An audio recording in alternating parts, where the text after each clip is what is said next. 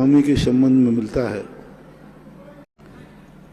भद्रबाहु स्वामी के संबंध में मिलता है कि 24,000 साधु एक साथ कभी पाटलिपुत्र में इकट्ठे हुए थे। उसके बाद 2000 साल के बाद कुंदकुंज स्वामी के संबंध में मिलता है, गिरनार में 500 शिष्यों के साथ उनका सम्मेलन हुआ था।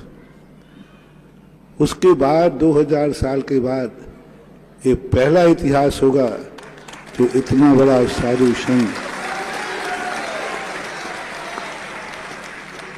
और जो पंचकल्याणक की जो भूमिका बन रही है, सबसे बड़ी भूमिका है पूज्य गुरुदेव आचार्य विद्यासागर महाराज के, जो एक आराध्य हैं। कुंडलपुर के बड़े बाबा कोई साधारण व्यक्तियों के आराध्य नहीं है, सारे जगत के जो आराध्य हैं उनके आराध्य हैं कुंडलपुर के बड़े बाबा। विश्ववंदनी जगत आराध्य इस समय दिगंबर जैन संतों में सारे जगत के आराध्य, सारे जगत गुरु पूज्य गुरुदेव आचार्य विद्यासागर महाराज, और उनके आराध्य कुंडलपुर के बड़े बाबा हैं। बस इसी से अंदाज लगा लो कि कुंडलपुर के बड़े बाबा का दरबार का क्या स्वरूप होगा।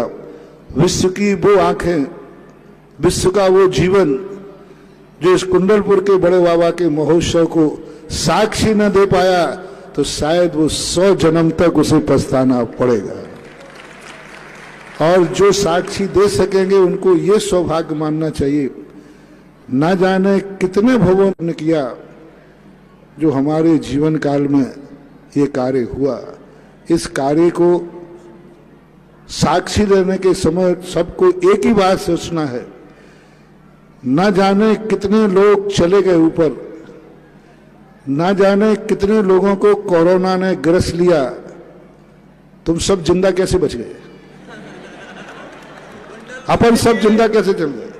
बहुत सारे महाराज भी चले गए, बहुत सारे नेता भी चले गए होंगे, बहुत सारे सेठ श्रेष्ठी भी चले गए, सबको मालूम है। अपन लोग क्यों नहीं गए? अपन ने क्या कोरोना को कोई रिश्वत दे दी थी? कोरोना की मेहरबानी थी? नहीं, कुछ नहीं। सबको एक ही बात देना है, हम इसलिए जिंदा हैं क्योंकि हमारे वकील में कुंडलपुर के बड़े बाबा का महोत्सव लिखा हुआ है। और किस्मत कुंडलपुर के बड़े बाबा की वो वकील इस कोरोना जैसे निकृष्ट जीव को मिटाने की औकात नहीं है। वो चले गए जिनकी जिंदगी में ये वकील नहीं थी। बस एक ही बात संक्षेप में कहना है कि हर व्यक्ति को जिंदा रहते समय एहसास करना है, मैं आज जिंदा इसलिए हूं क्योंकि मुझे कुंडलपुर के बड़े बाबा और जगत आराध्य के चरणों का कोई महोत्सव की साक्षी बनना है। बस यह एहसास कि यदि व्यक्ति को हो जाए तो सारे विश्व को, सारे विदेशियों को भी जब भी कुंडलपुर की तिथि घोषित हो, वो तिथि अभी से रिजर्व करा लेना चाहिए, वीजा बना लेना चाहिए, क्योंकि 2000 वर्ष के बाद ये महोत्सव है और आगे का कुछ कह नहीं सकते। भविष्य तो भविष्य ही होता है।